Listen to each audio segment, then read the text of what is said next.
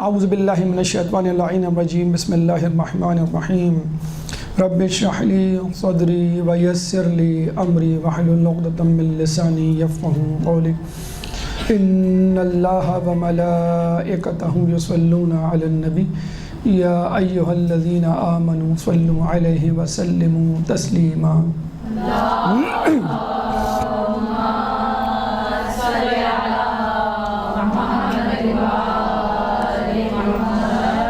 کربلا کے پیغامات کے حوالے سے ہماری گفتگو کا سلسلہ جاری ہے اور اس عنوان سے آج چوتھا درس کہ جس میں ہم کربلا کے پیغامات کو آگے بڑھائیں گے۔ سب سے پہلے تو ایک بات ذہن میں رکھ لیجئے کہ جس طرح اللہ تعالیٰ سورہ احقاف آیت نمبر 107، سورہ احقاف قرآن کا 37واں سورہ ہے، چیپٹر 37 ورس نمبر 107 میں فرماتا ہے وَفَدَيْنَاهُ بِذِبْحٍ عَظِيمٍ، اور ہم نے اس کا فدیہ ایک عظیم قربانی کو قرار دیا۔ کس کا فدیہ؟ اسماعیل علیہ السلام کی قربانی کے بدلے۔ لوگ کہتے ہیں کہ اس کے بدلے جو جنت سے بھیڑ آئی تھی اس کی طرف اشارہ ہے۔ ہم کہیں گے کہ انسان حیوان سے افضل ہے، یہ کیسے ممکن ہے کہ بھیڑ ایک انسان تو کیا نبی سے افضل ہو جائے؟ یہ ممکن ہے کہ اسماعیل علیہ السلام سے بہتر کوئی قربانی، افضل کوئی قربانی آنے والی ہے، عظیم تر قربانی ہونے والی ہے۔ اللہ نے اسماعیل علیہ السلام کو بچا لیا، اور وہ قربانی یقیناً اگر کوئی بڑی قربانی ہو سکتی ہے کسی نبی کی قربانی اسماعیل علیہ السلام کی قربانی سے بڑی، وہ امام حسین کی قربانی ہو سکتی ہے۔ اور یہ ایک عجیب قربانی ہے، جنگ کا تذکرہ کر کے فوجیوں کو لڑنا مرنا سکھایا جاتا ہے۔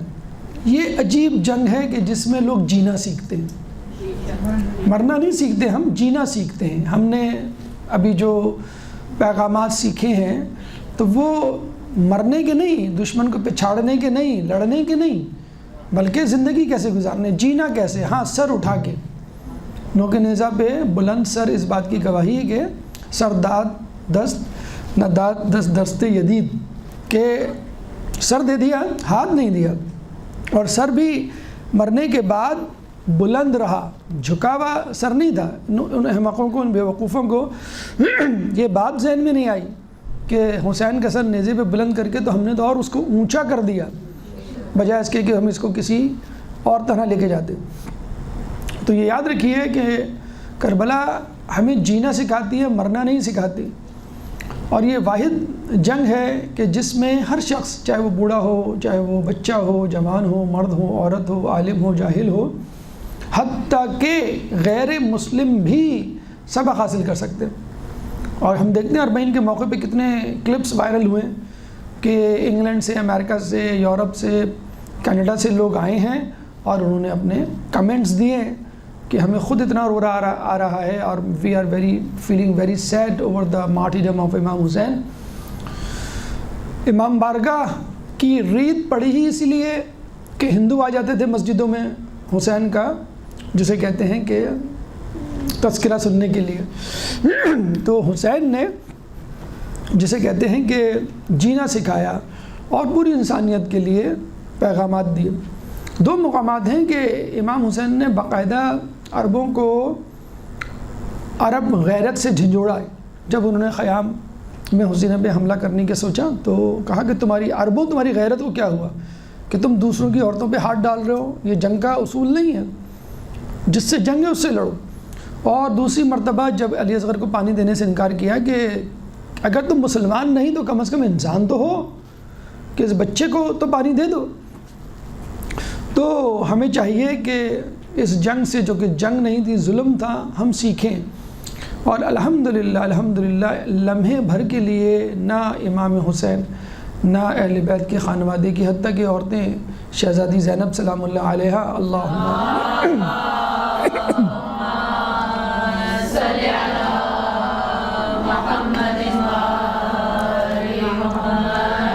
کوئی ایسی بات جو عقل و حکمت کے خلاف ہو، شریعت کے خلاف تو بہت دور کی بات ہے، فطرت کے خلاف ہم نے نہیں سنی، بلکہ انہوں نے اس ظلم کو جو سراسر ایک اہانت، ذلت نظر آتی ہے. جو بھی سنتا ہے چھوٹی سی تکلیف انسان کو ہو جائے تو وہ شکوے شکایت گلے کرنے لگتا ہے.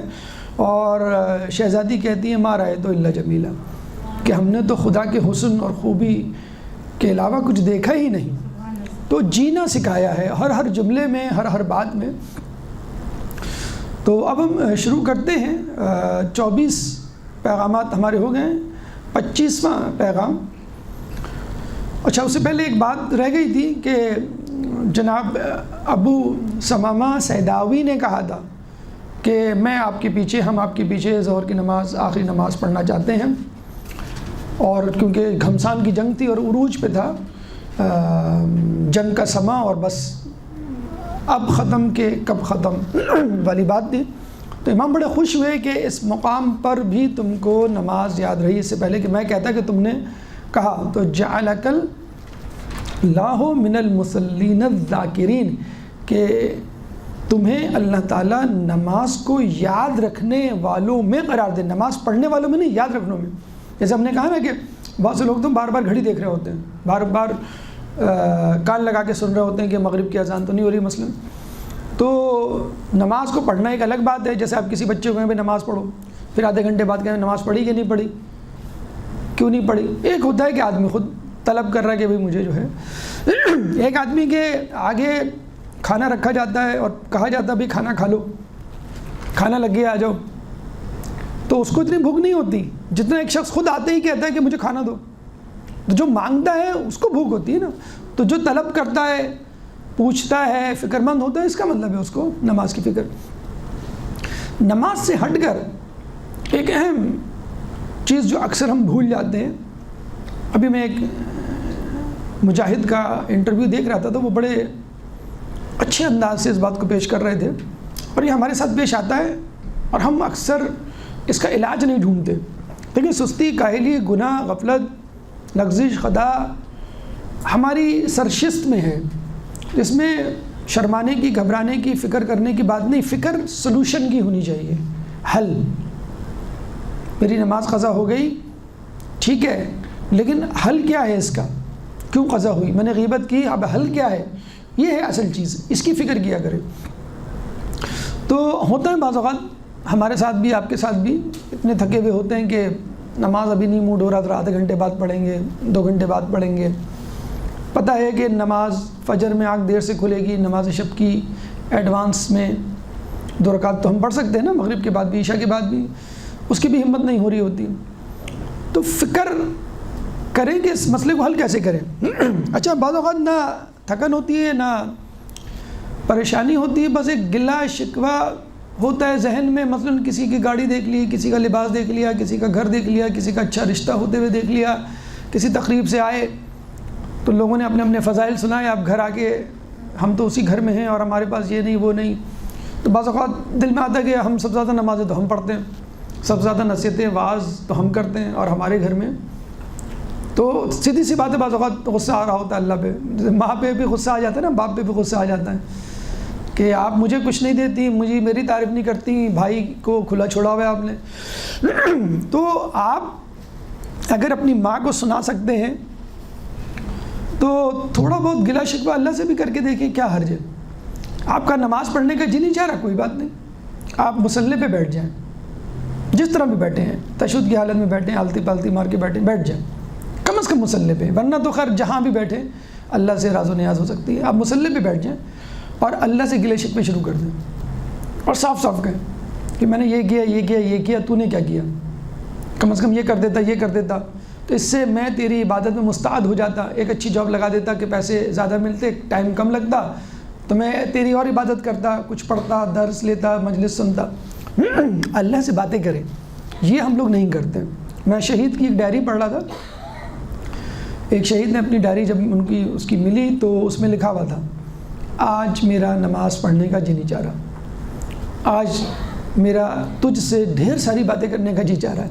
حقیقت میں جیسے جو باتیں ہم ڈراموں، فلموں اور عام لفظ اس میں سنتے ہیں عشق مجازی میں، تو وہ شہید کیا کہہ رہا ہے کہ میرا تو آج عبادت کا بھی جی نہیں چاہ رہا، نماز کا بھی جی نہیں چاہ رہا، آج جو ہے میرا جی چاہ رہا ہے تو اس سے بہت ساری باتیں کروں. تو کبھی خدا سے بات کر کے دیکھیے، کچھ نہیں کیجیے، کوئی ضروری نہیں ہے عربی میں دعا پڑھیں. ایک تو مسئلہ یہ بھی ہے کہ ہمیں سمجھ میں بھی نہیں آتی، تم دعا کیا پڑھیں، کتنی بڑی بڑی دعائیں ہمارے سر کے اوپر سے گزر جاتی ہیں. اللہ سے بالکل دو ٹوک اور جسے کہتے ہیں واضح طور پہ بات کریں.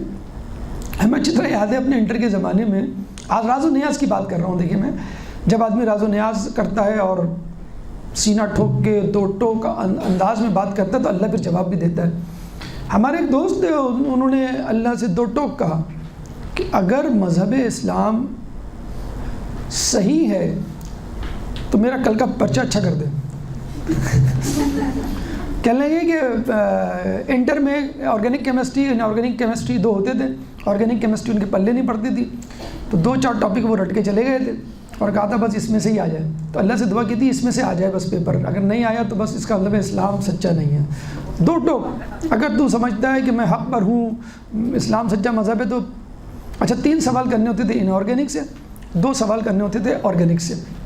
تو پیپر اتنا آسان آیا آرگینک کا کہ 3 سوال کیے انہیں آرگینک سے اور 2 ان آرگینک سے. انہوں نے کہا واقعی اللہ تعالیٰ تو حق ہے اور میرا مذہب سچا ہے. ٹھیک ہے کوئی بات نہیں، 2 ٹوک بات کر کے دیکھیے کہ اللہ اگر یہ بات صحیح ہے، میں حق پر ہوں، یا فلاں بات کیسے معلوم کروں تو آج مجھے خواب میں دکھا دے. اور ہم نے دیکھا ہے لوگوں کی، ہم نے داستانیں سنوں نے کہا ہمیں خواب میں نظر آیا، یا کچھ ایسا ہوتا ہے کہ سمجھ میں نہیں آ رہا کیا کریں، تو ہم اللہ سے دعا کرتے ہیں. بلکہ دعائیں بھی ہیں، مولا علی سے بھی منقول دعائیں آپ کو مل جائے گی کہ اگر میری اس میں بہتری ہے تو اس میں آسانی فرما دے. اور ہم دیکھتے ہیں وہ کام آسان سے آسان تر ہوتا چلا جاتا ہے. ماں بہن، ابو بھائی، شوہر اور بیوی، بچے، دوست احباب آپ کو سپورٹ کرنے لگ جاتے ہیں اور لگتا ہے کہ بس میں تو صحیح فیصلہ کر رہا ہوں، پھر آپ اس کو اوکے کر دیتے ہیں. تو مناجات اس کو کہتے ہیں.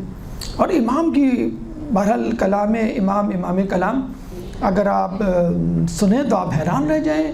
دیکھیں ایکسیڈنٹ کے وقت، حادثے کے وقت، لڑائی جھگڑے کے وقت، زلزلے کے وقت، آگ لگنے کے وقت کیفیت آپ کے حالات زندگی میں بھی کئی واقعات ایسے آئے ہوں گے. بیماری، مثلاً بیماری، آدمی ہوش و حواس پہ نہیں ہوتا، آدمی کو نماز کا پتہ نہیں ہوتا. مناجات تو اچھا بات وہی ہے. مناجات میں ایک تو شکوے کر رہا ہوتا ہے، اللہ میاں تو نے اس کو اتنا دیا، اتنا اس کے ہمارے لیے کیا دیا، ہم نے تو تیرے لیے اتنا کیا. ایک ہوتا ہے کہ اللہ یہ بات میری سمجھ میں نہیں آ رہی، مجھے سمجھا دے کہ مجھے تو نے یہ کیوں دیا، وہ کیوں نہیں دیا جو میں چاہ رہا تھا. مثلاً ہوتا ہے نا قرآن میں بھی ہے کہ جو تمہیں بہتر چیز لگ رہی ہو سکتا ہے وہ بہتر نہ ہو، جس کو تم بہتر نہیں سمجھ رہے ہو سکتا ہے وہ بہتر ہو.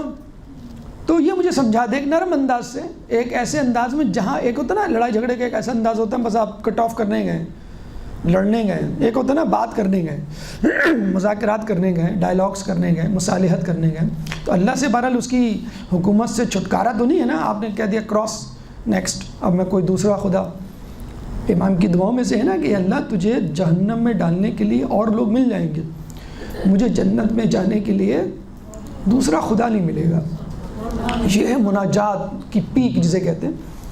تو امام حسین کی مناجات کے حوالے سے حیران ہوتی ہے عقل کہ اس وقت جب دشمن سامنے کھڑا ہے. اچھا یہ جو میں اسی لیے کتاب ساتھ لایا کہ میں آپ کو وہ مناجات پڑھ کے سناؤں.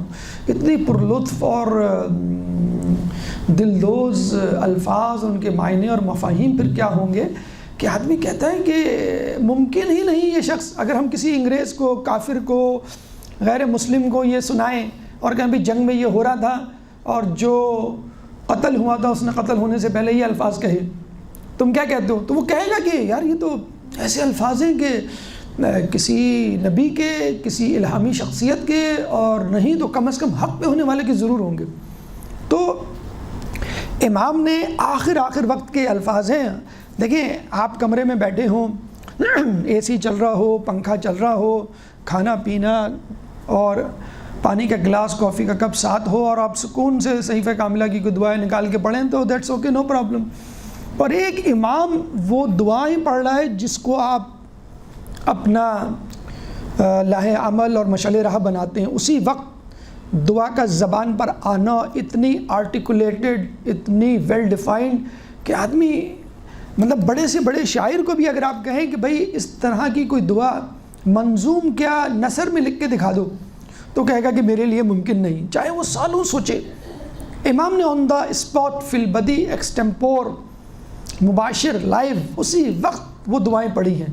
اور آپ کو حیرت ہوگی، ایک دعا جو ابھی میں آپ کے سامنے پڑھنے جا رہا ہوں کہ دعا ایسی ہے کہ جس کے بارے میں دیکھیں خود کتاب میں لکھا ہے کہ جب آپ گھوڑے کی زین سے زمین پر آ گرے، بعض مورخین لکھتے ہیں آپ 3 گھنٹے زمین پر پڑے آسمان کی طرف منہ کر کے اس مناجات میں مشغول تھے۔ چلے 3 گھنٹے نہیں، 30 منٹ، 5 منٹ گھوڑے سے گر کے۔ کہتے ہیں کہ جب حسین گھوڑے سے گر رہے تھے تو لوگوں میں ایک شور تھا، حسین کو زمین پہ گراؤ۔ اگر وہ لوگ شور سن لیں تو عمر بھر ہنسنا بھول جائیں۔ حقیقت ہے ایسا شخص جو کہ نرغۂ اعدام میں ہو اور خیام حسینی کی بھی اس کو فکر ہو، اور وہ اتنا کمپوز، آرگنائز، منظم ہو کر اللہ سے دعا مانگ رہا ہے کہ جیسے بہت عرصے سے یہ دعا اس نے، شاید ہو سکتا ہے، کچھ نہیں کہہ سکتے، امام نے یہ دعا سوچ کے رکھی ہو کہ یہ دعا میں جب وقت آخر ہوگا تو پڑھوں گا۔ تو امام 3 گھنٹے کتاب کے مطابق زمین پر پڑے۔ ابھی کس طرح پڑے؟ کھڑے ہوئے تھے، بیٹھے ہوئے تھے، لیٹے ہوئے تھے، کچھ نہیں، کھڑے ہوئے تو شاید ناممکن ہو، بیٹھے ہوئے یا ان کا سر جھکا ہوا ہو، یہ بس آپ کی تخیل ہے کہ پہنچے آپ کس طرح اس کو تخیل ملا سکتے ہیں۔ امام فرماتے ہیں، امام کی مناجات دیکھیں، اگر کوئی شخص جس کی سوئی بھی چپ گئی ہو تو وہ کتنا ڈیم کہہ کے اور کیا مسئلہ ہے یہ اور وہ۔ اور ایک امام جس کے بارے میں کہا جاتا ہے، امام نے کہا تھا کہ انگوٹھی دیکھ رہے ہو امام سجاد نے، اس انگوٹھی کے برابر بھی جگہ نہیں دی میرے بابا کے جسم پر۔ وہ شخص کیا کہہ رہا ہے گھوڑے سے گرنے کے بعد؟ صبراً علی قضائک، تیری قضاء و قدر پر صبر کیے ہوئے ہوں اے میرے پروردگار۔ لا معبود سوا کا یا غیاث المستغیثین، تیرے سوا کوئی معبود نہیں اے فریاد کرنے والوں کی فریاد کو سننے والے۔ مالی رب سوا کا ولا معبود غیرک، تیرے سوا میرا کوئی رب اور معبود نہیں۔ صبراً علی حکمک، تیرے حکم اور تقدیر پر صابر و شکیبہ ہوں۔ صابر صبر کرنا، شکیبہ مشکل حالات میں صبر کرنا۔ یا دائماً یا غیاث من لا غیاث لہم، اے اس کی فریاد کو پہنچنے والے جس کا کوئی فریاد رس نہیں ہے۔ یا دائم لا نفاد لہم، اے ہمیشہ زندہ کہ جس کی کوئی انتہا نہیں۔ یا محیی الموتى، اے مردوں کو زندہ کرنے والے۔ یا قائماً علی کل نفس بما کسبت، اے وہ ذات کہ جو ہر شخص کی اس کے اعمال کے مطابق پرکھ کرتا ہے۔ احکم بینی، اے میرے اور ان لوگوں کے درمیان تو ہی فیصلہ فرما۔ وبینہم انت خیر الحاکمین، کیونکہ تو بہترین فیصلہ کرنے والا ہے۔ کویا یہ نہیں کہہ رہے میں حق پر ہوں، یہ باطل پر ہیں، اے اللہ میں اپنا مقدمہ تیرے سامنے پیش کر رہا ہوں، بس تو فیصلہ کر دے، میں کسی کو قاضی نہیں بنا رہا، میں دنیا کے حاکموں سے نہیں پوچھ رہا کون ہے، میں تجھ سے پوچھ رہا ہوں، تو فیصلہ کر دے۔ ایک اور جگہ کہتے ہیں کہ لمحہ بلمحہ حالات سخت سے سختر ہوتے جا رہے تھے۔ اب امام مظلوم نے اپنا مبارک سر آسمان کی طرف کر کے کہا، ان الفاظ میں دعا کی، مقتل الحسین مقرم میں ہے، اللہم متعالی المکان، اے وہ اللہ کہ جس کا مرتبہ بہت بلند ہے، عظیم الجبروت، جو عظیم قدرت اور سلطنت کا مالک ہے، شدید المحال، شدید عقاب اور تدبیر تیرے قبضے میں ہے، غنی عن الخلائق، تمام مخلوق سے بے نیاز ہے، عریض الکبریاء، وسیع و عریض کبریائی کا مالک ہے، قادر علی ما تشاء، جو چاہتا ہے اس پر قدرت رکھتا ہے، قریب الرحمہ، تیری رحمت کے قریب، صادق الوعد، اور تو وعدے کا سچا ہے، سابغ النعمت، تیری نعمتیں کامل ہیں، حسن البلاء، اور آزمائشیں بھلی ہیں، قریب اذ دعیت، جب کوئی پکارتا ہے تو تو قریب ہوتا ہے، محیط بما خلقت، اور اپنی مخلوق کو احاطے میں لیے ہوئے ہے، قابل التوبۃ لمن تاب الیک، توبہ کرنے والے کی توبہ کو قبول فرماتا ہے۔ قادر ما اردت، اور جس کے بارے میں جو ارادہ کرتا ہے اس پر قادر ہوتا ہے۔ تدرکو ما طلبتا، جس کا طالب ہوتا ہے اسے حاصل کر لیتا ہے۔ شکور اذا شکرتا، شکر گزاروں کی شکر کی جزا عطا کرتا ہے۔ ذکور اذا ذکرتا، جب تجھے یاد کیا جاتا ہے تو تو بھی یاد کرتا ہے۔ ادعوک محتاجن، میرے مالک میں تیرا محتاج ہو کر تجھ سے سوال کرتا ہوں۔ وارغب الیک فقیرا، فقیر بن کر تیری طرف راغب ہوں۔ اور وافزع الیک خائفا، خوف ہراس کے عالم میں تیری پناہ کا طالب ہوں۔ وابکی مکروباً، سختیوں میں گھر کر آہو بکا کر رہا ہوں۔ واستعین بک ضعیفا، ناتوانی کی صورت میں تجھ سے مدد مانگ رہا ہوں۔ واتوکل علیک کافیہ، تجھے اپنے لیے کافی سمجھ کر تجھ پر توکل کیے ہوئے ہوں۔ اللہم احکم بیننا و بین قومنا، بار الہ تو ہمارے درمیان اور اس قوم کے درمیان خود فیصلہ فرما۔ فإنہم غرونا، لوگوں نے ہم سے دغا بازی کی۔ وخذلونا، اور ہمیں چھوڑ دیا۔ وعذرونا بنا، اور اس کے لیے بہانہ کیا، جب کہ ہم تیرے نبی کی آل اور تیرے پیغمبر محمد صلی اللہ علیہ وآلہ وسلم کی اولاد ہیں۔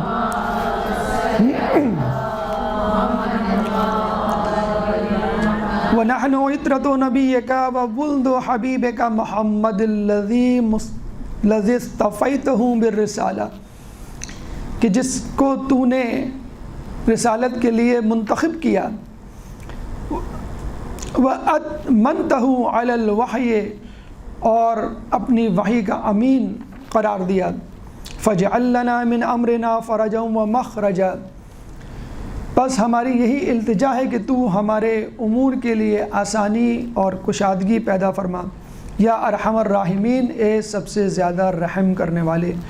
اور اس کے بعد کتاب لحوف میں ہے کہ امام نے اپنے نورانی چہرے کو تپتی ہوئی ریت پہ رکھ دیا اور فرمایا، یہ آخری جملے جن کے بارے میں مقاتل میں ہے کہ یہ آخری جملہ تھا امام کا، بسم اللہ و باللہ و فی سبیل اللہ و علی ملت رسول اللہ، کہ اللہ سے شروع اور اللہ کے راستے کی طرف گامزن اور رسول کی ملت پر ہم اپنی جان کو دیتے ہیں۔ دیکھیں یہ وہ مناجات، اور یہ مناجات طریقہ سنت ہمیں انبیاء سے ملتا ہے۔ لا الہ الا انت سبحانک انی کنت من الظالمین، اور پھر اللہ تعالیٰ یونس علیہ السلام کو مچھلی کے پیٹ سے باہر لے آتا ہے۔ سورہ انبیاء آیت نمبر 87، سورہ انبیاء قرآن کا 21واں سورہ ہے۔ ربنا لا تؤاخذنا ان نسینا او اخطانا، آدم علیہ السلام جب دنیا میں آتے ہیں تو دعا کرتے ہیں کہ ہم سے اگر لغزش ہو جائے تو درگزر کرنا، مواخذہ نہ کرنا۔ سورہ بقرہ آیت نمبر 256، انی وجہت وجہی للذی فطر السماوات والارض، اور میں نے اپنے چہرہ اس طرف کر دیا کہ جو زمین و آسمان کا بنانے والا ہے۔ سورہ انعام آیت نمبر 79۔ لیکن ذرا سا غور کیجئے، یہ جو انبیاء کے کلمات ہیں، ان کلمات کے نتیجے میں ان کو زندگی ملی۔ یونس علیہ السلام کو زندگی ملی، ابراہیم علیہ السلام کو نمرود سے چھٹکارا ملا، آدم علیہ السلام کو سزا اور مواخذے سے رہائی ملی۔ یہاں پر امام مناجات کرنے کے بعد اپنی جان کو خدا کی سپرد کر رہے ہیں۔ جسے کہتے ہیں نا کہ اسماعیل کی قربانی حسین کی قربانی سے بہت کم تر ہے، کیونکہ اسماعیل تو بچ گئے، حسین جان سے گئے۔ اور پھر کہتے ہیں کہ اسماعیل کیا شہزادہ علی اکبر کی قربانی اسماعیل سے برتر ہے، کہ ابراہیم جب اسماعیل کو ذبح کرنے والے تھے آنکھوں پہ پٹی باندھ لی تھی، اور حسین اپنے سامنے سے۔ تو یہ وہ قربانی تھی کہ جس کے لیے امام نے اپنا سب کچھ لٹایا۔ اور لیکن مناجات کے بارے میں کہا جاتا ہے کہ یہ وہ قوت ہے، یہ وہ فیول ہے، یہ وہ ایندھن ہے جو اللہ تعالیٰ آپ کو اس وقت فراہم کرتا ہے کہ جب آپ کے پاس کوئی دنیاوی ذرائع نہیں ہوتا اور دشمن آپ کو چاروں طرف سے گھیر لے۔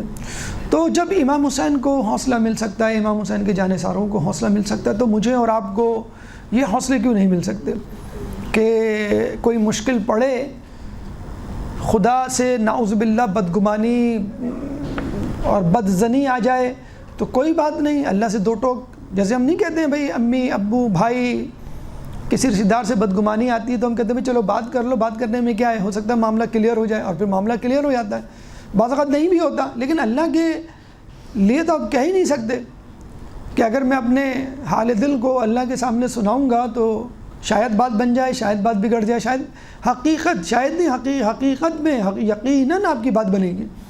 تو نماز روزے سے ہٹ کر، اچھا دعا بھی ایک الگ چیز ہے، مناجات ایک الگ چیز ہے۔ آپ کا نام کیا ہے؟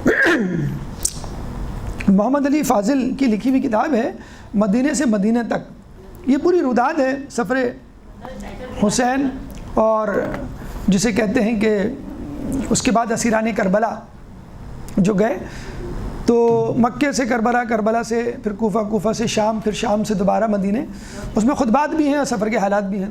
ایک یہ کتاب اور ایک دوسری کتاب ہے حسین ابن علی مدینے سے کربلا، جس میں خطبات ہیں اور مکتوبات ہیں امام حسین کے، وہ بھی بہترین لاجواب کتاب ہے۔ اس میں خطبات پہ زیادہ فوکس ہے اور تفصیلی طور پہ خطبات، الفاظ، معنی، تشریح، توضیح، پیغام بتایا گیا ہے۔ اس میں واقعات اور خطبات دونوں شامل ہیں۔ تو ہمارا مشورہ ہے، نصیحت، کہ دونوں کتابیں آپ لے کے رکھ لیں، خصوصاً جو بہت زیادہ دلچسپی رکھتے ہیں پڑھنے لکھنے میں یا صاحب ممبر ہیں۔ اور ایک کتاب اگر مکمل طور پہ کربلا کو سمجھنا ہے تو سید علی نقی نقن صاحب کی کتاب شہید انسانیت، یہ 3 کتابیں اگر آپ پڑھ لیں تو سمجھ لیں آپ قریب پی ایچ ڈی ہو گئے اور ازبر ہو جائیں، اور مفاہیم کے ساتھ۔ تو مفاہیم کو سمجھنے میں، کربلا کو سمجھنے میں، شہید انسانیت، ایک درود پڑھ دیں محمد والے محمد۔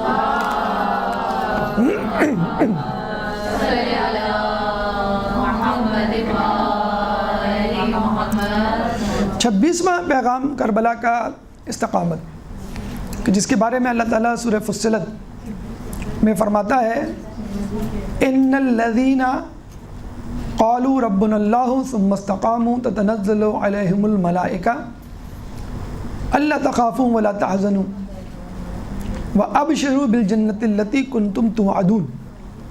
سورہ فصلت سورہ 41 آیت کا نشان 41 سورہ کا نمبر، آیت نمبر 30، کہ اب غور سے سنیے کہ جن لوگوں نے کہا اللہ ہمارا رب ہے اور اس پہ قائم رہے، تتنزل علیہم الملائکہ، ان پر فرشتے نازل ہوتے ہیں اور ان سے کہتے ہیں اللہ تخافوا ولا تحزنوا، نہ خوف کرو نہ حزن کرو، وابشروا یعنی خوش ہو جاؤ، بشارت ہو تم کو، جنت التی کنتم توعدون، اس جنت کی خوشخبری کہ جس کا تم سے وعدہ کیا گیا۔ تو یہ تو بہت بعید ہے کہ ہم یہ سوچیں کہ امام کے ساتھ ایسا نہ ہوتا ہوگا، ملائکہ کا نزول۔ یہ آیت عام مومنین کے لیے ہے۔ جب اس کی تشریح تفسیر پوچھی گئی امام سے تو امام نے کہا کہ یہ آیت اور اس کا مفہوم یہ ہے، جیسے کہا نہیں جاتا ہے کہ جب آپ سوتے ہیں تو فجر کی نماز کا وقت ہوتا ہے تو ایک فرشتہ آ کے آپ کے کان میں آپ کو نماز کے لیے اٹھاتا ہے، اور دوسرے کان میں شیطان آ کے آواز دیتا ہے کہ سو جاؤ، آرام ضروری ہے، کہ کل تو پڑھی تھی، تھوڑی دیر بعد پڑھ لینا، وغیرہ وغیرہ، اور ایک کان میں۔ تو جس طرف انسان کا رجحان ہوتا ہے نا، بینٹ آف مائنڈ، تو اب یہ کوئی نہیں کہہ سکتا کہ میری فجر میں آنکھیں نہیں کھلتی۔ تو یہ ایک بدکار آدمی، بدنصیب آدمی، اس کے کان میں بھی دونوں فرشتے اور شیطان کہنا پوسی کرتے ہیں۔ لیکن جس کی جو طبیعت، نیچر، مزاج ہوتا ہے، بھی ہم دیکھیں ٹی وی پر جس کا جو مزاج ہوگا وہ وہی چینل دیکھے گا، انٹرنیٹ پہ جس کی جو طبیعت چاہے گی وہی دیکھے گا، انسان اسی کو دوست بنائے گا جو اس کی طبیعت نیچر کا ہوگا۔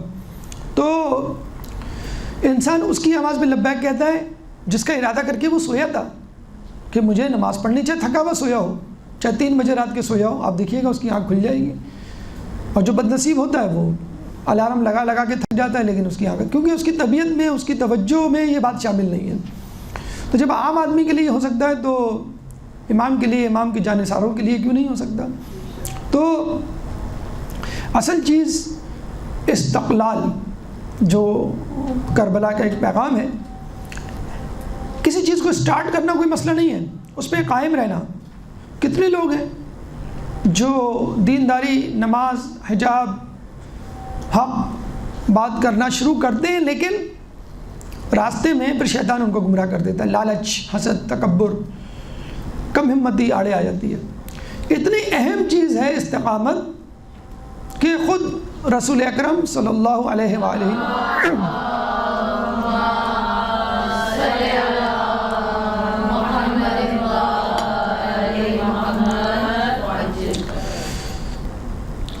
فاستقم کما امرت ومن تاب معک، یہ رسول کو ہدایت کس کی؟ اللہ کی۔ فاستقم، استقامت اختیار کرو، ومن تاب معک، اور جو بھی تمہارے ساتھ ہیں۔ سورہ ہود آیت نمبر 110 کہ جس کے بارے میں 114، سورہ ہود 11واں سورہ ہے۔ اس آیت، اس سورہ کے بارے میں رسول کہا کرتے تھے شبیتنی سورہ ہود، سورہ ہود نے مجھے بوڑھا کر دیا۔ یعنی وہ رسول جو ایک لمحے کے لیے بھی اللہ سے غافل نہیں ہوا، اللہ اس رسول کو کہہ رہا ہے۔ یا تو یہ لہجہ ہمیں غدیر خم میں نظر آتا ہے، یا ایھا الرسول بلغ ما انزل الیک من ربک وَإِن لَّمْ if you do not do so، اگر تم نے ایسا نہ کیا، ہم نہیں کہتے بچے کو تمہاری خیر نہیں ہے اگر تم نے ایسا نہ کیا، سب کچھ کراس، سب کچھ میں زیرو، کچھ بھی تمہاری بات، تمہاری تحریر، تمہارا نوٹ تسلیم نہیں ہوگا۔ فما بلغت رسالتہ یا ایھا الرسول وَإِن لَّم تفعل فما بلغت، تم نے گویا رسالت کا کام انجام ہی نہیں دیا، بالکل زیرو، کراس لگ جائے گا اس پر۔ یا یہ فاستقم کما امرت ومن تاب معک، کہ اس طرح کی استقامت کا اظہار کرو، کما امرتا، جس طرح کہا گیا ہے۔ نہیں کہتے بچے کو پڑھو، امی پڑھ تو رہا ہوں میں، بیٹا جیسے کہہ رہی ہوں ویسے پڑھو، لکھو امی لکھ تو رہا ہوں، ارے جس طرح میں نے لکھا ہے، جس طرح میں نے کہا ہے اس طرح لکھو، جس طرح میں نے کہا اس طرح کام کرو۔ تو کیا رسول نہیں کر رہے تھے؟ کر رہے تھے۔ وما ينطق عن الهوى ان هو الا وحی یوحی، ارے وہ تو اپنی زبان سے کچھ کہتے نہیں ہیں، ہوائے نفس سوائے ان کو جو کہا جائے، تو جو اپنی زبان نہ ہلائے اذن الہی کے بغیر تو وہ کوئی کام کیسے چھوڑ سکتا ہے، استقامت کا مظاہرہ کیسے نہ کرے؟ تو اللہ کہہ رہا ہے صرف بتلانے کے لیے کہ استقامت کتنی ضروری ہے، اور اپنے اصحاب کو بھی کہہ دو، اپنے ساتھ جو مسلمان ہیں ان کو بھی کہہ دو، جو نئے نئے ایمان لائے ان کو بھی کہہ دو، جو منافقین ہیں ان کو بھی کہہ دو، کیونکہ ان میں سے بہت سے لوگ، جیسے ہم نے غزوہ احد میں دیکھا، منافقین جو ہے پیچھے چھوڑ گئے۔ غزوہ حنین میں آپ نے دیکھا، غزوہ حنین، غزوہ احد کی مثالیں سامنے رکھیں تو کربلا سمجھ میں آ جاتی ہے کہ کیسے ممکن ہے نواز رسول کو لوگ دیکھ رہے ہیں اور پھر بھی قتل کے در پہ ہیں۔ تو وہاں تو رسول سامنے کھڑا ہوا تھا، اس کو چھوڑ کے بھاگ رہے تھے۔ تو جب وہاں ہو سکتا ہے تو منافقین، فاسقین، جو کمتر درجے کے لوگ ہیں، وہ حسین کو قتل کرنے کے لیے نہیں آ سکتے۔ تو استقلال، پانچویں امام، امام محمد باقر علیہ السلام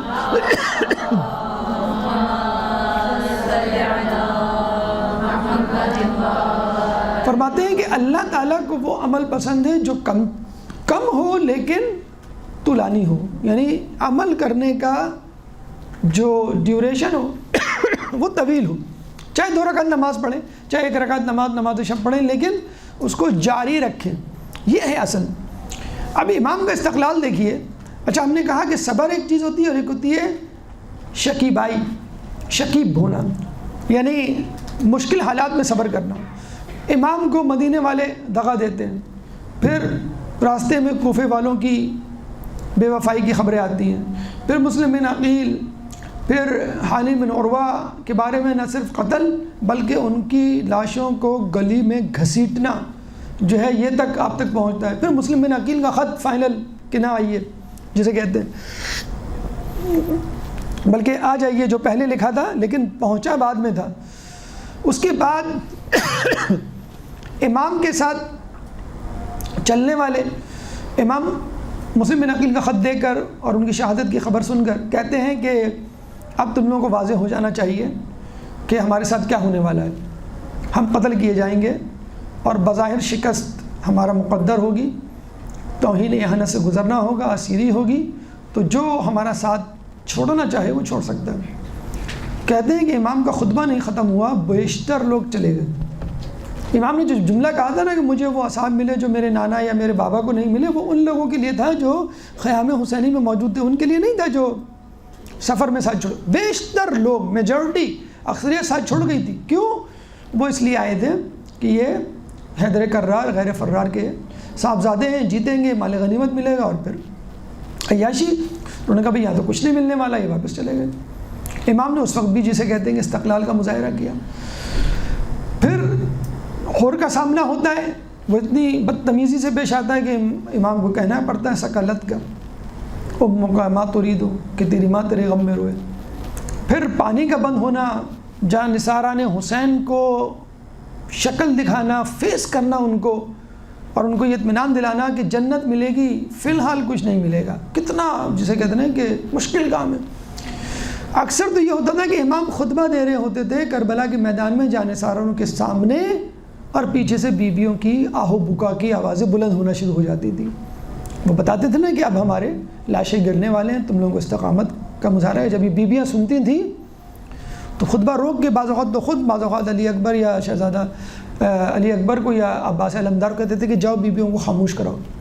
ہم اپنی گھر کی خاتون کو گھر سے نکلیں سامنے بازار جانے تک تو ایک سٹریس، ایک ٹینشن آپ نے دیکھا ہوگا ہوتی ہے مرد کو گھر آنے تک، اور یہاں بیویاں ان کی آوازیں آؤں فقاں بلند ہو رہی ہے، اور امام خطبے کے دوران خطبہ چھوڑ کے جا کے ان کو چپ کرا رہے ہیں۔ لیکن اس کے باوجود امام کا استقلال اپنے عروج پہ تھا۔ یعنی جب مسلم بن عقیل کی شہادت کی خبر آئی ہے تو صاف لوگوں نے کہہ دیا، most of the people, majority, اکثریت نے، امام اب چھوڑ دیں، اب یہ آپ کا کام نہیں، آپ کی سکت نہیں نا۔ مطلب وہ جو عبداللہ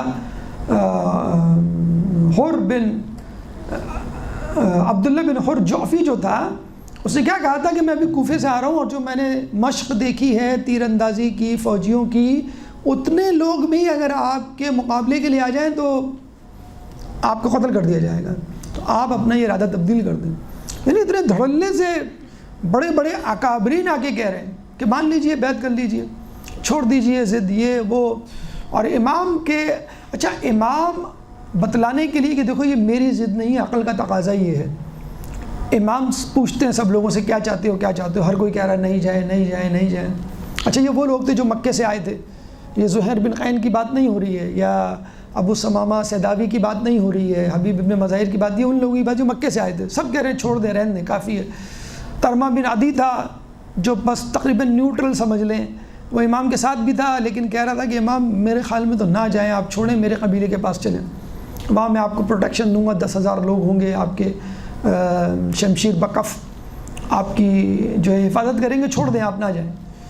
تو اب امام کا مورائل آپ سمجھ سکتے ہیں، ایک عام آدمی ہو، ایک عام لیڈر ہو تو وہ ڈی مورلائز ہو جائے، کہتے ٹھیک ہے بھائی اب تم لوگ نہیں ساتھ دے رہے، تو لوگ سمجھ رہے تھے کہ یہ امام حسن والی صورتحال پہ ہم پہنچ جائیں گے تو کنونس کر لیں گے۔ لیکن امام حسن کے زمانے میں صورتحال ایسی تھی کہ مصالحت سے کام چل جاتا۔ اب پانی سر سے، جو نقن صاحب سے پوچھا تھا نا کہ کربلا نہ ہوتی تو کیا ہوتا، 5 منٹ میں جواب دیجئے، تو انہوں نے جو خطبہ پڑھا تھا 4.5 منٹ کا اور 5 سیکنڈ میں جواب دیا تھا، کربلا نہ ہوتی تو جمعہ بدھ کو ہوتا۔ تو یہ جب صورتحال ہو رہی تھی تو یقیناً امام کا تلوار نکالنا ضروری تھا۔ تو انہوں نے حجت اتمام کرنے کے لیے، لوگوں کو بتلانے کے لیے کہ یہ میرا ذاتی فیصلہ نہیں ہے، آنا نہیں ہے میری، تم کسی بھی عقل والے سے پوچھ سکتے ہو۔ تو انہوں نے مسلم بن عقیل کی اولاد کو سامنے لا کر پوچھا تم کیا کہتے ہو تم لوگ؟ انہوں نے کہا ہم خون کا بدلہ لیں گے یا خون میں نہلا دیں، اپنے آپ کو نہلا دیں گے، یا تو نہلا دیں گے یا خود نہا جائیں گے، لیکن ہم آپ کے ساتھ۔ اچھا یہ بھی نہیں ہے کہ لوگ کہتے ہیں بھائی یہ تو باپ کی محبت تھی، ایک عام آدمی بھی غصے میں آ جاتا ہے، تو مسلم بن عقیل کی اولاد نے اگر ایسا کہا تو باپ کی محبت میں کہا تھا؟ جی نہیں، جب چراغ بجھا دیے تھے تو امام نے کہا تھا چلے جاؤ جو جانا چاہتا ہے۔ تو مسلم بن عقیل کی اولاد کو اسپیسیفکلی تخصصی طور پہ کہا تھا کہ تم تو چلے جاؤ تم لوگ، کیونکہ تم لوگوں نے تو قربانی دے دی مسلم بن عقیل اپنے باپ کی صورت میں۔ انہوں نے کہا تھا کہ کیا آپ چاہتے ہیں کہ جب رسول اللہ ہم سے قیامت کے دن سوال کریں کہ تم نے امام کو کیا چھوڑا تو ہم ان کے سامنے شرمندہ ہوں؟ تو یہ تھی امام کی محبت، مسلم بن عقیل اپنے باپ کی محبت نہیں تھی، وہ تو اس کے ساتھ شامل ہو گئی۔ تو یہ تھا استقلال جس کا مظاہرہ امام نے کیا، اور جس کی وجہ سے دوسرے لوگوں نے بھی اس کا مقابلہ کیا، حالانکہ شکست، توہین، ذلت ظاہری طور پہ بالکل سامنے تھی۔ ایک درود پڑھ دیں محمد والے محمد۔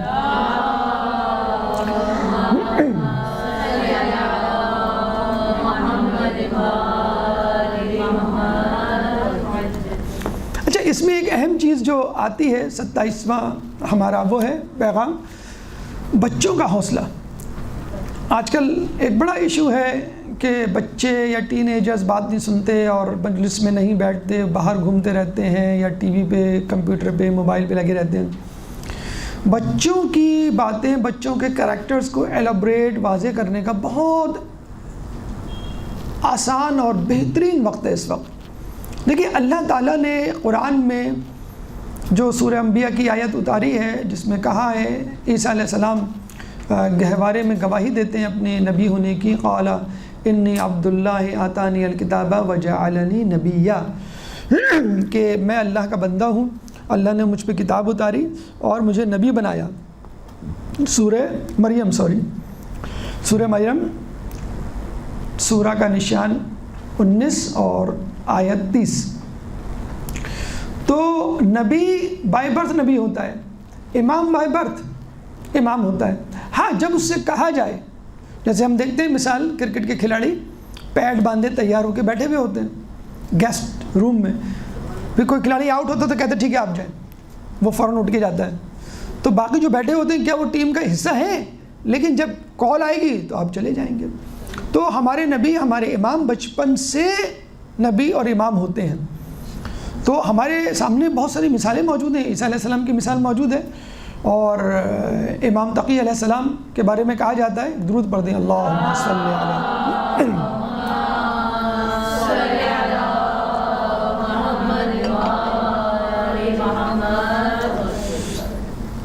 کہ جب ان کو پڑھانے کے لیے جنید بغدادی نے ذمہ داری لی اور لوگوں نے کہا بھی ان کو پڑھائیے، امام تقی یا امام نقی میں سے کس کا واقعہ ہے، تو 3 دن بعد وہ نکلے باہر کر لیں گے کہ اس بچے کو میں نے نہیں پڑھایا، اس لیے مجھے پڑھایا۔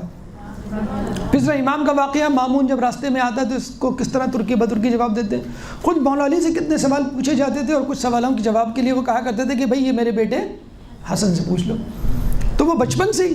اچھا، پشیان علی کے بارے میں بھی بہت ساری مثالیں ہیں، علماء کے بارے میں، ابو علی سینا کے بارے میں ملتا ہے کہ 12 سال میں جو ہے وہ اس نے فقہ پڑھنی شروع کر دی تھی، اور 18 سال کی عمر میں وہ ڈاکٹر بن چکا تھا، ایسا ڈاکٹر کہ وزراء، سفراء، بادشاہان وقت علاج کے لیے آتے تھے۔ 24 سال کی عمر میں وہ کہا کرتا تھا کہ میں نے تمام علوم سیکھ لیے، یعنی اتنا بڑا ڈاکٹر، مذہبی رہنما اور فلسفی اور فقہ میں ماہر، ہر چیز تھا وہ، یعنی ملٹیپل اس کا مالک، نابغہ روزگار جسے کہتے ہیں۔ تو یہ 18 سال 24 سال کی عمر میں علامہ ہلی، محقق ہلی، پھر یہ جو ایران کا جو بچہ تھا محمد حسین طباطبائی، بہت سارے ہمیں بچے ایسے ملیں گے جن کی مثالیں ہیں کہ انہوں نے کیا۔ بلکہ ابھی اس وقت جو دنیا میں مزید مثالیں سامنے آ رہی ہیں کہ 17 سال کے لڑکے جو ہے وہ PhD کر رہے ہیں۔ مثلا ابھی میں ایک بچے کے بارے میں پڑھ رہا تھا یوٹیوب پہ کہ ایک بچہ ہے جس نے شاید او لیول بھی نہیں کیا ہے یا او لیول کیا ہے۔ اس کے باپ نے کہا تم خالی کیوں بیٹھے رہتے ہو، کچھ پازیٹیو کام کرو، کچھ رائٹنگ، ایک ہوتا ہے ولاگنگ کہ آدمی لکھتا ہے اور اس سے کچھ پیسہ کماتا ہے، کمنٹس وغیرہ یا گرافک ڈیزائننگ جو بھی ہے جو گھر بیٹھ کے کر سکتا ہے، تو یہ ویڈیو گیم کھیلنے سے بہتر ہے تم یہ کرو، بچے کو کہا۔ تو ایک دن وہ بچے کے سر پہ سوار ہو گئے کہ ابھی کرو، ابھی سیکھو، ابھی آن کرو، ویب سائٹ ابھی لگاؤ، میں دیکھتا ہوں۔ تو وہ سوار ہوئے نا اس پر۔ اس بچے کے بارے میں بھی میں انٹرویو پڑھ رہا تھا کہ اس وقت اس کی انکم 1,40,000 ہے، جو 9ویں 10ویں کا طالب علم ہے، اور کوئی ایسا مشکل کام نہیں ہے۔ میں جانتا ہوں ایک ایسے اسٹوڈنٹ کو جس نے اے لیول کیا، IBA کا ایگزام، ایپٹیچیوڈ ٹیسٹ دیا، پاس ہو گیا، 2 مہینے تھے IBA میں کلاس شروع ہونے سے، تو میں نے اس کو ایسی مشورہ دیا کہ بیٹا آپ کچھ جاب یا کوئی بزنس، کوئی ایسی چیز جو آپ کرنے جا رہے ہیں، مثلا مارکیٹنگ، کوئی کمپنی جوائن کر لیں، سیکھ لیں، دیکھ لیں، تاکہ آپ کا انٹرسٹ ڈیولپ ہو، بجائے اس کے کہ آپ اپنا ٹائم ضائع کریں 2 مہینے۔ تو اس لڑکے نے اپنی پہلے مہینے کی انکم، آپ کو معلوم ہے، 1,25,000۔ یہ تو میرے سامنے کی بات ہے، جو بچہ جس کو میں جانتا ہوں یعنی IBA میں ایڈمیشن ہو چکا ہے، 2 مہینے ہیں، اکتوبر میں کلاس ہے، اس نے ایڈمیشن سے پہلے جاب ایسی بائی دا وے شروع کی. جب کمپنی نے کہا کہ اب آپ IBA میں پڑھیں گے تو اب کیا کریں گے، کہ میں 3 دن آ جاؤں گا، جمعہ ہفتہ اتوار، اس دن میری چھٹی ہوگی. اس میں بھی اس نے 75,000 کما لیا. مطلب یہ 75,000 تو وہ ہیں جن کی جابس نہیں ملتی، مطلب 40. لیکن مسئلہ یہ کہ ٹیلنٹ اور ہمت جسے کہتے ہیں، ہمت ہوگی تو آپ آگے بڑھ جائیں گے، ہمت نہیں ہوگی 40-50 کے جسے کہتے ہیں لوگ بھی روٹیاں توڑ رہے ہوتے ہیں اور بس گھر بیٹھے وہ ٹی وی دیکھ رہے ہوتے ہیں یا ٹائم ضائع کر رہے ہوتے ہیں، ورنہ کرنے والے یہ بھی کر جاتے ہیں. بہرحال اچھا، یہ بات آپ کہیں گے بالکل آپ نے موضوع تبدیل کر لیا اور کربلا سے ہٹ کر دنیا کی طرف آ گئے. نہیں، یہ سبق بھی ہمیں کربلا میں دیا ہے. اب مجھے بتائیے جناب قاسم کی کیا عمر ہوگی؟ ایوریج 17 سال یا 13 سال ہم کو ملتی ہے، ٹھیک ہے، کہ جن کے بارے میں مقتل میں اس طرح لکھا ہے کہ جب ان سے پوچھا گیا کہ تم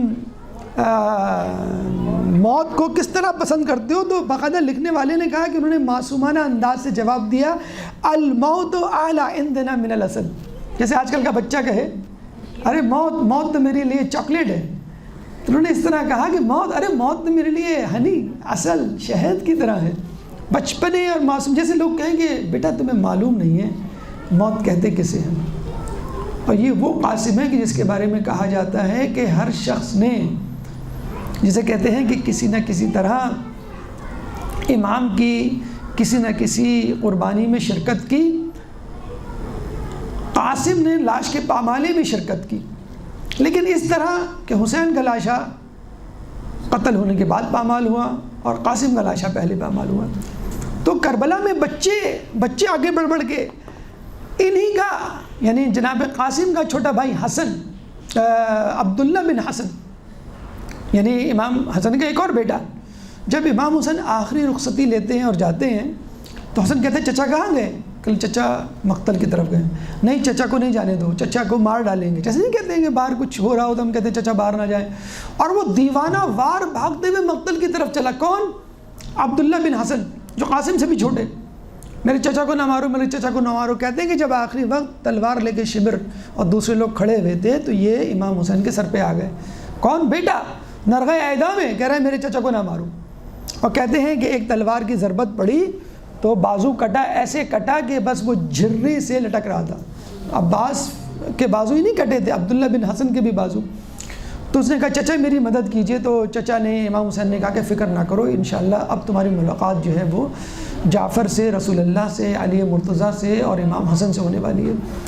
تو یہ ہمت یہ ہمیں کہاں سے ملتی؟ کربلا سے ملتی ہے. یعنی گویا کہ علی اصغر بھی باڈی لینگویج کو سمجھتا ہے کہ میں بول نہیں سکتا، تو وہ اپنی سوکھی زبان کو جو ہے وہ لبوں سے، جب امام نے کہا تھا نا کہ ارے سب مریں گے، عبداللہ بھی مرے گا، یہ علی اصغر بھی مرے گا، تو لوگوں نے کہا علی اصغر کیا فوج اشقیہ ہماری فوج کا اس میں کہہ لیں گے؟ نہیں، یہ میدان جنگ میں جا کے شہادت دے گا. مسلم بن عقیل کی شہادت اپنی جگہ.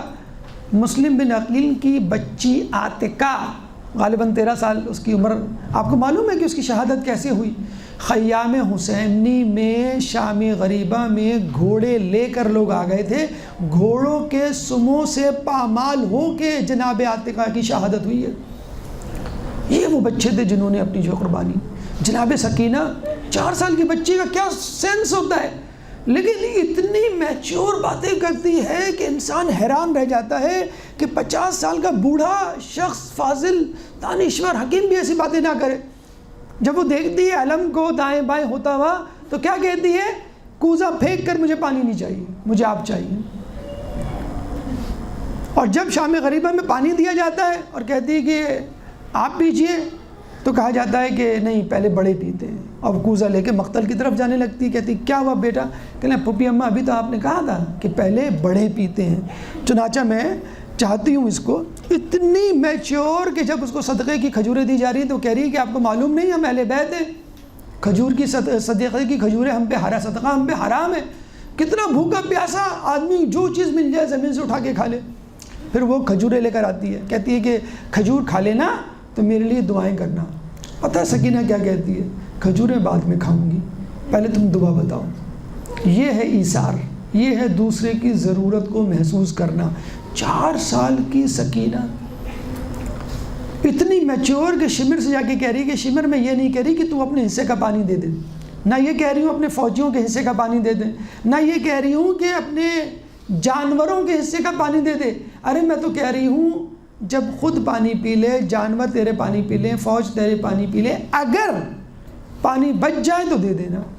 تو شبر ملعون نے اس کو بلایا تھا جب پانی بچ گیا تھا اور اس کے سامنے مشکیزے کو الٹایا تھا، لیکن پھر بھی وہ بچی جب بی بی زینب اس کو یاد دلاتی ہے کہ دیکھو اس امت پہ، جب اس نے بی بی سکینہ نے کہا تھا کیا میری حیثیت صالح علیہ السلام کی اونٹنی کی بچی سے بھی کمتر ہے، یعنی وہ جانور مجھ سے بہتر، اس نے بد دعا کی، اس کی قبول ہو گئی امت کے خلاف، کیا میری بد دعا قبول نہیں ہوگی؟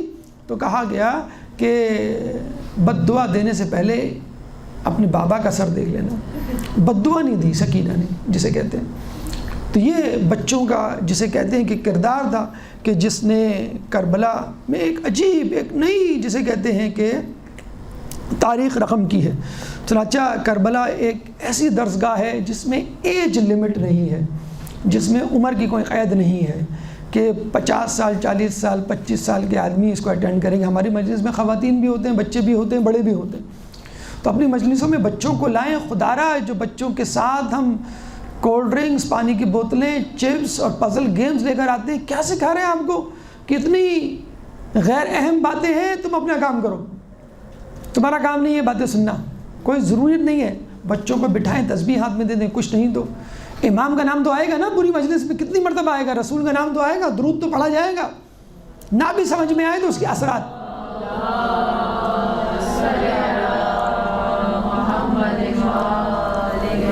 نہ بھی سمجھ میں آئے تو اس کے اثرات تو اس کے اندر جذب ہوں گے، اس کی روح میں تحلیل ہوں گے۔